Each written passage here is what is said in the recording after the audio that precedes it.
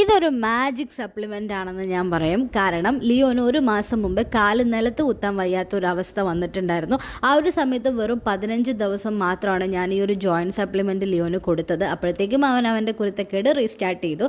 So pet natural റെമഡീസിൻ്റെ ഓർത്തറോൺ പേസ്റ്റും ഓർത്തറോൺ ടാബ്ലറ്റുമാണ് ഞാൻ ലിയോന് കൊടുത്തിട്ടുണ്ടായിരുന്നത്. ഓർത്തറോൺ paste syringe രൂപത്തിലാണ് വരുന്നത്. യൂസ് ചെയ്യേണ്ട രീതി എങ്ങനെയാണെന്ന് വെച്ച് കഴിഞ്ഞാൽ ഓറഞ്ച് കളറിൽ നമ്മുടെ ഡോഗ്സിൻ്റെ വെയിറ്റിനനുസരിച്ചിട്ടുള്ള മെഷർമെൻറ്റ് കൊടുത്തിട്ടുണ്ട്. ലിയോന് വേണ്ട മെഷർമെൻറ്റ് 9 ml ആണ്. സോ ട്യൂബിൽ ആദ്യം നമ്മൾ അത് സെറ്റ് ചെയ്യണം. അതിന് വേണ്ടിയിട്ട് ആ ഒരു റിങ് 9 ml മാറ്റി കൊടുത്താൽ മതി.